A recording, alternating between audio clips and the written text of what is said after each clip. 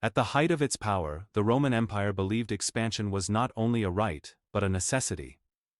From the earliest days of the Republic to the age of the emperors, Rome grew by conquering neighboring lands and transforming them into provinces that fed the empire with taxes, soldiers, and prestige. Victory justified rule, and rule demanded further victory. This mindset shaped Roman identity, creating a civilization that measured its greatness by how far its borders stretched and how many peoples bowed to its authority. Roman emperors inherited this tradition of conquest, along with the expectation to surpass their predecessors. Each new ruler was judged by the lands he added to the empire and the threats he neutralized. Conquest brought wealth from plunder, land for veterans, and glory that secured political legitimacy. In this system, war was not an occasional act but a permanent tool of governance. Peace was valuable only when it preserved Roman dominance, and any region beyond the frontier represented both a challenge and an opportunity. Arabia occupied a unique place in Rome's strategic imagination. Situated between the Roman-controlled Mediterranean world and the wealthy kingdoms of the East, it appeared on maps as a vast undefined space. Roman officials saw it not as a unified land, but as a blank frontier, one that could potentially be absorbed like Gaul or Egypt. The peninsula's position suggested control over trade routes and a secure southern flank, making it seem, at least in theory, a tempting prize for imperial expansion. Yet Roman ambition was never blind, it was calculated. Unlike ideological empires, Rome expanded when conquest promised long-term stability and profit. Senators, generals, and emperors constantly weighed the cost of campaigns against expected rewards. This practical approach explains why Rome sometimes advanced aggressively, and at other times chose restraint. Arabia forced Rome to confront this balance more sharply than most regions it had encountered. The empire's military machine was designed for sustained campaigns across fertile and populated lands. Roman legions depended on roads, supply depots, and predictable sources of food and water. Their strength lay in discipline, formation, and logistics. When these elements aligned, Rome was unstoppable. However, imperial ambition required environments that could support this system, and not every land fit Rome's model of conquest. Arabia tested the limits of Roman expansionist logic. Reports from merchants and explorers spoke of vast deserts, scattered populations, and harsh conditions. Unlike provinces rich in grain or cities dense with taxpayers, Arabia offered uncertainty. Even before serious campaigns were launched, Roman planners understood that ambition alone could not conquer geography. The empire's desire to expand collided with the reality that not all lands could be absorbed into the Roman system. In the end, Rome's imperial ambition explains why Arabia was considered, but not why it was conquered. The very principles that fueled Roman expansion also restrained it. Rome sought domination, but only where domination could be sustained. Arabia stood at the edge of Roman imagination as a land of possibility, yet also of risk. It became one of the rare places where Rome's drive to conquer met its own strategic limits, setting the stage for a failure defined not by defeat, but by deliberate hesitation. To the Roman mind, geography was never a neutral backdrop, it was either an ally or an enemy. Rome conquered lands that could be crossed, supplied, and controlled, and it avoided those that threatened its military system. Arabia presented the empire with one of the most hostile environments it had ever faced. The peninsula was dominated by vast deserts where temperatures soared, rainfall was scarce, and survival depended on intimate local knowledge. For an army built on structure and routine, this land was profoundly unforgiving. The Roman legions were engineered for stability. Soldiers marched along stone roads, relied on fixed supply depots, and expected regular access to grain and water. In Arabia, none of these assumptions held true. Distances between settlements were enormous, and water sources were limited and often hidden. Marching even a short distance could exhaust men and animals alike. The desert did not offer battlefields, it offered attrition, slowly wearing down any force that entered without total preparation. Heat was a constant enemy. Armor that protected Roman soldiers in Europe or the Near East became a burden under the Arabian sun. Dehydration, heat exhaustion, and disease spread quickly among troops unaccustomed to such extremes. Horses and pack animals suffered even more, crippling mobility and supply lines. In this environment, the desert itself fought on behalf of the defenders, claiming lives without the need for open combat. Navigation posed another deadly challenge. Roman campaigns relied heavily on maps, scouts, and known routes. Arabia's interior offered few landmarks and shifting sands that erased tracks within hours. Without reliable guides, armies risked becoming lost, wandering into waterless regions with no chance of recovery. Local tribes, however, moved with ease, knowing when and where to travel. This imbalance turned geography into a decisive strategic advantage for the inhabitants of the peninsula. Even when Rome established forts or outposts near the Arabian fringes, maintaining them was a constant struggle. Supplying distant garrisons required long and vulnerable routes that could be disrupted by raids or environmental collapse. A single failed supply convoy could doom an entire outpost. Unlike fertile provinces that could sustain Roman forces locally, Arabia demanded continuous external support, multiplying the cost of occupation. The desert also prevented Rome from imposing its standard administrative model. Roman rule depended on cities, agriculture, and taxation systems tied to land productivity.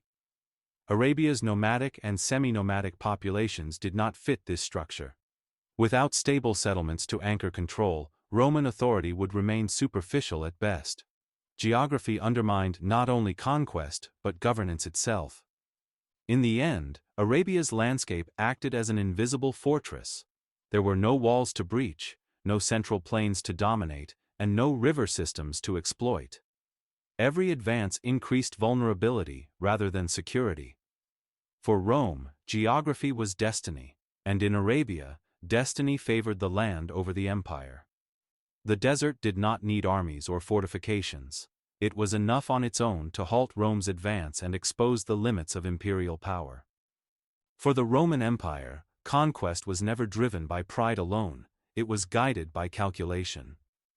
Every province had to justify its existence through revenue, security, or strategic advantage. Regions rich in agriculture, minerals, or dense populations were worth the immense cost of conquest and administration. Arabia, however, challenged this logic from the very beginning.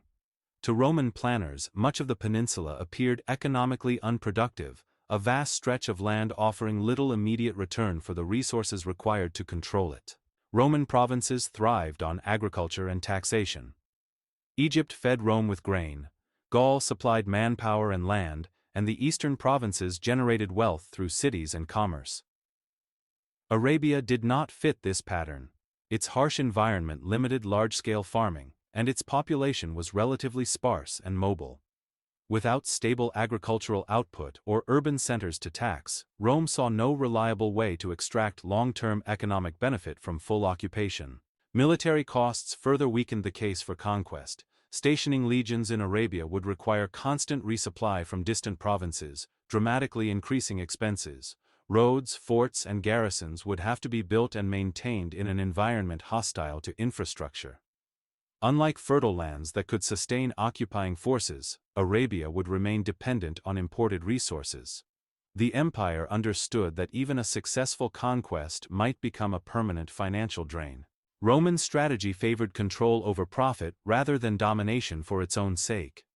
As long as Arabia posed no major threat to Roman borders, it was not viewed as urgent. The peninsula did not harbor a centralized enemy state capable of launching large-scale invasions into Roman territory. Instead, it existed as a peripheral region whose internal conflicts rarely spilled outward. From Rome's perspective, the absence of a powerful adversary reduced the necessity of conquest. Trade further complicated the equation.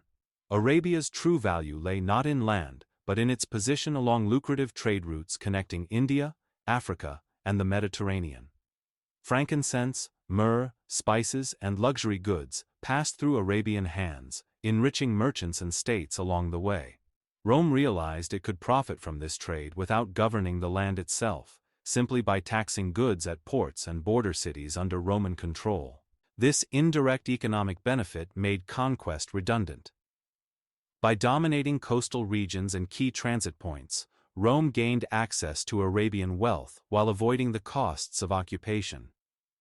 The empire preferred influence over ownership, control over conquest. This approach reflected Roman pragmatism at its finest, extracting value while minimizing risk. Arabia became economically useful precisely because it remained unconquered. Ultimately, the lack of strategic incentive shaped Rome's restraint. Conquest promised little and risked much. In a world where imperial resources were constantly stretched, Arabia failed the test of profitability. Rome did not refrain from conquering the peninsula out of weakness, but out of calculation. The decision revealed an empire that, despite its ambition, understood when expansion no longer served its interests. While Arabia may have appeared harsh and unproductive to Roman administrators, it was in fact a vital artery of the ancient world's economy. Long before Roman legions reached the eastern Mediterranean, Arabian traders had mastered the movement of luxury goods across deserts and seas. Frankincense, myrrh, spices, precious stones and silk passed through Arabian hands, linking India, East Africa, and the Mediterranean. This commercial reality reshaped Rome's approach, turning potential conquest into a question of access rather than control. Roman elites were deeply dependent on these goods. Incense burned in temples, spices flavored elite cuisine, and exotic products symbolized status and power in Roman society. Demand was enormous, and Arabia sat at the heart of the supply network. However, this trade did not require Rome to conquer the desert. Goods moved efficiently through established routes managed by local merchants who understood the land far better than any foreign army could. Rather than dismantle these networks, Rome chose to exploit them. By controlling key ports along the Red Sea and Mediterranean, Roman authorities imposed taxes and tariffs on goods entering imperial markets. Cities such as Petra, Gaza, and Alexandria became choke points where wealth could be extracted without military occupation of the Arabian interior. This strategy allowed Rome to profit from Arabian trade while avoiding the dangers of desert warfare. Arabian traders themselves played a crucial role in this system. They negotiated, adapted, and cooperated with Roman authorities when it benefited them. Trade agreements replaced conquest, and economic interdependence created a stable relationship. As long as caravans moved and profits flowed, Rome had little incentive to disrupt the balance by force. Stability became more valuable than domination. The sea routes further reduced the need for conquest. Roman sailors learned to harness monsoon winds, enabling direct trade between the Red Sea and India. This innovation bypassed much of the overland Arabian routes, further weakening the strategic necessity of controlling the peninsula. Arabia became part of Rome's economic world without ever becoming part of its political empire. Conquest, in this context, would have been counterproductive.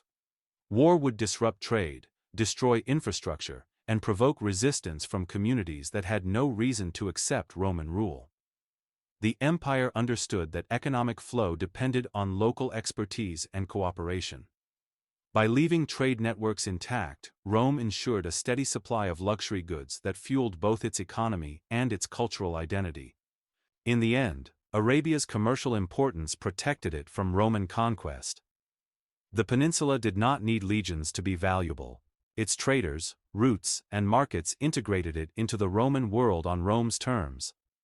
Through commerce rather than conquest, Arabia remained independent, demonstrating that economic power could succeed where military force would fail. For Rome, ruling an empire did not always mean direct control. One of its most effective strategies was the use of buffer states, independent or semi-independent kingdoms that stood between Roman provinces and potentially hostile regions. These client states absorbed pressure, managed local affairs, and protected Roman interests without requiring the constant presence of legions. In the case of Arabia, this strategy proved especially effective, and at the center of it stood the Nabatean kingdom. The Nabateans were masters of the desert long before Rome took notice of Arabia. Centered around their capital at Petra, they controlled key caravan routes that moved luxury goods across the peninsula. Their wealth came not from agriculture or conquest, but from trade, water management, and deep knowledge of desert survival. To Rome, the Nabateans were not a threat, but an asset, skilled intermediaries who could secure trade and stability far better than any occupying army. Rather than confront the Nabateans, Rome chose cooperation. Diplomatic relationships allowed Roman merchants access to trade routes while ensuring that the desert frontier remained stable. The Nabateans acted as a protective shield, separating Roman-controlled Syria and Judea from the harsh interior of Arabia. This arrangement allowed Rome to benefit economically without exposing itself militarily. As long as the Nabatean kingdom remained loyal, there was no need for Roman legions to venture deeper into the desert. This relationship also reflected Rome's preference for indirect rule in difficult regions. Governing through local elites reduced resistance and administrative burden. The Nabateans maintained their own laws, culture, and leadership while aligning their interests with Rome's. For the empire, this meant security at a fraction of the cost of direct occupation. Arabia remained distant, but Roman influence quietly extended through diplomacy and trade rather than force. In 106 CE, Rome eventually annexed the Nabatean kingdom, turning it into the province of Arabia Petraea. On the surface, this might appear to mark a shift toward deeper conquest. In reality, Rome stopped precisely where the Nabateans' influence ended. The annexation secured trade routes and border stability, but the Roman frontier once again halted at the edge of the true desert. The interior of Arabia remained untouched, reinforcing the empire's long-standing caution. Even after annexation, Roman behavior revealed its limits. Forts and roads were built only where supply and control were feasible. The empire showed no serious attempt to push beyond established routes into central or southern Arabia. The Nabatean buffer had been absorbed, but the logic behind it remained. Rome had gained what it needed, security and trade, without stepping into the unknown depths of the peninsula. Ultimately, the Nabatean buffer state explains not only why Rome delayed conquest, but why it never truly pursued it. The existence of a capable intermediary removed any urgency. Arabia could be managed from the edges, its wealth accessed, and its threats neutralized without occupation. In choosing the Nabateans as partners rather than enemies, Rome demonstrated one of its greatest strengths: knowing when not to conquer. Roman military power was built on discipline, order, and predictability. The legions were designed to fight in tight formations, supported by heavy infantry, engineers, and a rigid command structure. On open fields or near cities, this system was devastatingly effective. However, warfare in Arabia followed an entirely different logic. The people of the peninsula did not fight to hold ground or defend cities in the Roman sense. Their strength lay in mobility, speed, and an intimate understanding of the land, creating a form of warfare that neutralized Rome's greatest advantages. Arabian fighters relied heavily on light cavalry and swift movement. They avoided direct confrontation with large enemy forces, choosing instead to strike quickly and disappear before a counterattack could be organized. These hit-and-run tactics exhausted Roman troops, who were trained for set-piece battles rather than prolonged pursuit. A Roman victory depended on forcing the enemy to stand and fight, but Arabian warriors refused to play by those rules, turning every engagement into a test of endurance rather than strength. Knowledge of the terrain gave local fighters a decisive edge. Arabian warriors knew where to travel, when to move, and how to survive in conditions that were deadly to outsiders. They could guide enemies into barren stretches of desert, cut off access to water, and vanish into landscapes that looked identical to Roman eyes. What appeared to be an empty wasteland to a legionnaire was, to a local fighter, a network of routes, shelters, and resources invisible to invaders. Roman military doctrine struggled to adapt to this reality. Heavy armor slowed soldiers under the desert sun, while tightly packed formations lost effectiveness in wide, open spaces. Supply lines, the backbone of Roman campaigns, became vulnerable to constant harassment. A single disrupted convoy could cripple an entire force. Arabian fighters understood this and targeted logistics rather than armies, knowing that starvation and thirst could succeed where weapons failed. Psychologically, this style of warfare also wore down Roman morale. Legionnaires trained for honor and decisive victory found themselves fighting an enemy they could not defeat in conventional terms. Victories were temporary, territory could not be held, and enemies reappeared after every withdrawal. The sense of control that defined Roman warfare dissolved in the desert, replaced by uncertainty and constant threat. This form of resistance did not require unity or centralized leadership. Even small groups could disrupt Roman plans, making large-scale conquest impossible. There was no capital to capture, no army to destroy, and no leader whose defeat would end resistance. Every tribe, every group could fight independently, ensuring that Roman success in one area had little impact elsewhere. The decentralized nature of Arabian warfare made it endlessly resilient. In the end, Rome faced an enemy that could not be defeated by legions alone. The empire's military genius, so effective elsewhere, became a liability in Arabia. Mobility defeated mass, knowledge defeated discipline, and flexibility defeated structure. Arabian warfare did not seek to overthrow Rome, it simply made Roman conquest unsustainable. Through movement, terrain, and endurance, the people of the peninsula turned their way of fighting into a silent but decisive barrier against imperial domination. In Arabia, water was not simply a resource, it was power. Survival in the peninsula depended entirely on knowing where water could be found and when it would disappear. Wells, springs, and oases were scattered, often hidden, and fiercely protected by local tribes. To outsiders, the desert appeared empty, but beneath its surface lay a fragile network of life-sustaining points. Control of this network meant control of movement, and without it, no army could survive for long. Roman armies were built around predictable logistics. Water was normally carried in limited quantities, with the assumption that rivers, towns, or wells would replenish supplies along the way. In Arabia, this assumption collapsed. Long stretches of land offered no visible water sources, and Roman scouts often lacked the knowledge to locate them. A single miscalculation could doom an entire column, turning an organized march into a desperate struggle for survival. Local tribes understood this weakness perfectly. Instead of confronting Roman forces directly, they used water as a strategic weapon. Wells could be sealed, poisoned, or abandoned before an enemy arrived. Oases could be evacuated, leaving Roman soldiers to face empty ground under a burning sun. Without a single sword drawn, an invading force could be reduced to exhaustion, dehydration, and death. The desert itself enforced a form of resistance that required no armies. Even when Romans managed to secure water sources, holding them was another challenge entirely. Wells required constant defense, and small garrisons stationed far from support were vulnerable to attack. Supplying these positions only increased logistical strain.